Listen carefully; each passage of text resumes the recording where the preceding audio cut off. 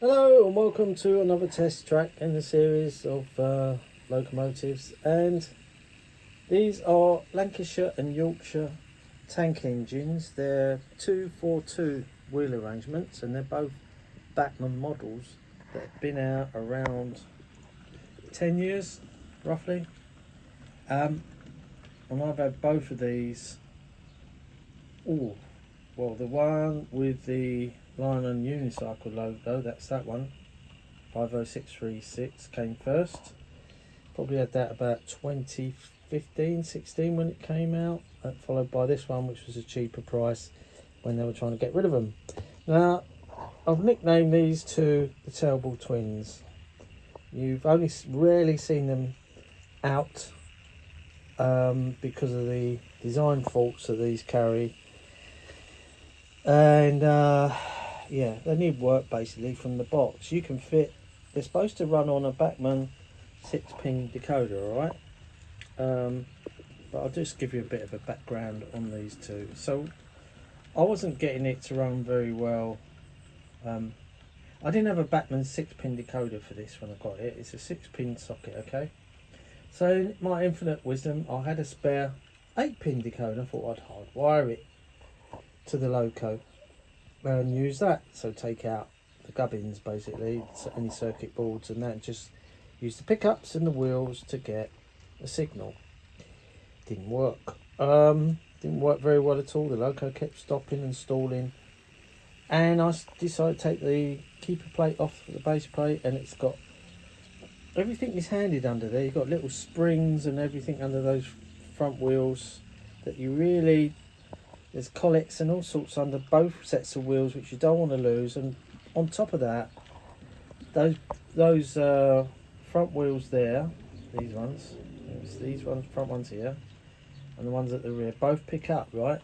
But if you don't put them in the right way round, they're handed, okay, and you'll get a short.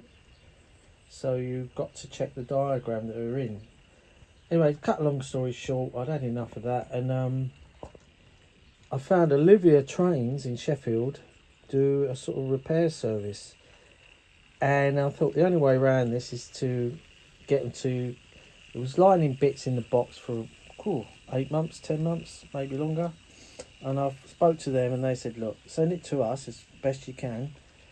I ordered a new keeper plate from Bachmann with all the pickups in good order because I damaged the old one trying to solder it.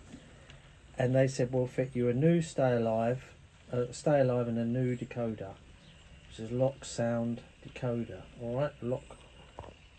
Right, so it's got no sound on it, it's just called ESU decoder, sorry. So I sent that off to them together with a rail bus, Helgen rail bus, which was also sick and in bits. And they came back and they did an absolutely fantastic job on this, and you wouldn't know that the loco was ever in trouble, and it runs as smooth as a nut. So I thought, okay, my second one, which is this one, which I hadn't butchered, I did what I should have done in the first place and put a Bachmann 6-pin in it. Again, didn't run at all well because of the design issue of this.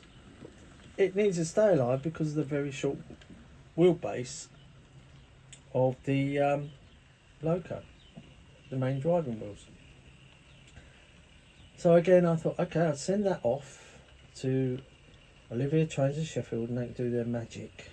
And again, it's come back running beautifully with this new ESU lock sound decoder and a stay alive fitted in it. Wasn't cheap. They're not a cheap company to use, but they know what they're doing. And if you want a loco to run properly, give it to those guys. So the Terrible Twins are now running together perfectly for the first time, but there is one small catch which I'll come back to in a minute. The other loco that I sent them was this lovely Hornby Peckett. This again has got a very short wheelbase, as you can see, and it will stall on points like these, and it won't run. So again, another loco that I'd hardwired with a lace decoder. Again, it didn't work properly, and that was giving me grief. So again, I sent it off with the L&Y tank there, this one, to Olivia Trains in Sheffield, and they They certainly did their magic on that, and look at it now. The other thing they did was also fit the cylinders there. They were broken. The con rods there, you had to get a complete new cylinder assembly from Hornby, which I did, and they fitted that while they had the loco in bits. And there she is. She runs absolutely beautiful, and I know if I was to pick that up off the track, the wheels would go round for at least another 5 to 10 seconds, giving it that inertia to carry it over any faulty track or pickups or point work that where it would normally go dead, because this will be running over point work a lot. So yeah, this is the Hornby W4 Peckett model that they brought out. It is a lovely model, but the manufacturers on these short wheelbase locos need to make these with the stay alives already in. Doesn't matter if they charge for it.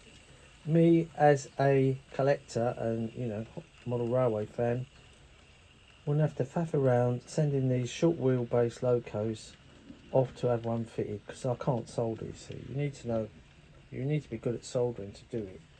You know, I could get the parts and get stay alive, but it's fitting it. You know, I will be working on my soldering technique. I've got a brand new soldering iron. I've never used it, but I need to work out how to use it properly. And these have got lovely die cast chassis. The only thing plastic on these is the cab, the top of the cab, and that. The rest of it is quite a weighty thing, and hence it's one of these lovely sort of private owner wagons. I thought it'd go well with these, and I've got that running to a very fine speed. Okay, so that's the Hornby Peckett. And you can get these in all sorts: Bass Charrington livery, Palmer, Hunting Palmer biscuits. I've seen them. Oh, there's loads of different liveries on these that Hornby have brought out, and they're such a lovely loco. But as I say, if you're going to run that, be aware it might stall on these points if you don't get stay alive fitted. Okay, it's just like a capacitor that stores power. Right, back to the other two engines. This is like having new locos to the fleet. This is, because I hardly ever run these three. The only drawback with these two is that for some reason they've both got, I believe, the same motors in, but the decoders might be slightly different. They're not speed matched. Okay, they're I tried to consist them, but one of them runs faster than the other one, so they don't run at the same speed, the motors and everything. So it can be down to a different decoder slightly in one to the other. And so they're not on consist in this video, they're actually standalone. What I mean by that is the front engine is number 130, that's its decoder number, and this loco is number 40, right? And they're both running at separate, but slightly about 8 points out to each other, right? To slow them down, I have to slow them down individually. Whereas in consist, you just slow down the consist number, right? If this is all sounding Greek to you, I can understand it, because unless you're into DCC and not used to it, it would sound a bit like, you know, something out of a maths lesson.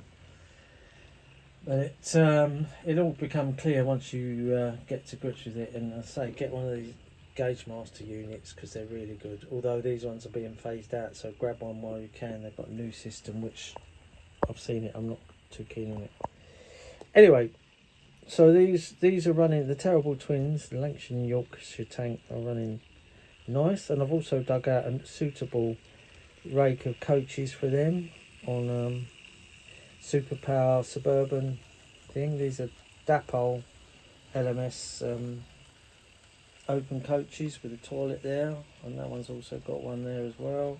And also these are Stania coaches as well from Bachmann way back. They haven't brought them back in the catalogue, so they're different again. I think they're 57-foot coaches, you know, so they're suitable stock to run behind a Midland Suburban train like this, which you'll see on the Equus-Stonham layout. So yeah, it's like having three locos to the fleet, you know. So it's some work that I've been meaning to get done for a while, and I thought, well, now, you know, got a bit of spare cash, I'm not going to tell you how much it costs, but it wasn't cheap.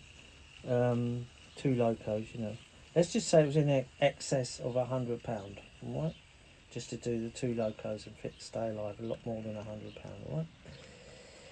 But if you've got a broken loco, give them a call. It's called Olivia Trains in Sheffield, alright? And they're very good. Okay, so there's a number come up on the screen. I don't know if you can see it. It's a friend of mine who I'll ring him back in a minute when this video is finished. Unfortunately that might show up on the screen, so ignore that. So we'll just let these 2 locos come round. It's coming up to 10 minutes. We'll try and stop everything in one go by pressing the red emergency button. That will stop everything. Stopped everything there, you see. You should stop that engine as well, but it hasn't. It's taking time. Yep. Right, that's it. Everything stopped. That was spinning around then. It's the quickest way to do it. Lovely detail on these L&Y tanks with my customary crew in there, and the Stay Alive is just in there, I think, where they put them on these to hide them. There are a few accessories I need to fit to these, but other than that, they're good. And that's when BR first got control of these after 1948 from the Midland. They didn't have the logo on, they just had BR stenciled on the side like that, British Railways in full. Then eventually that was replaced by the line on unicycle, and some got the later version of that as well, and then they was all withdrawn and none survive in preservation. As I know, they are all razor blades. I just noticed this nice builder's plate on the side. I didn't see that. See if we can get LMS, look at that. Quite nice, isn't it? There's a build number as well. Let's have a look at the sister engine. It's got one on there as well. So yeah, outside springs there, you know. BR black, which denotes it's an engine that's to be used for passenger and freight. It's not a mainline engine, you know.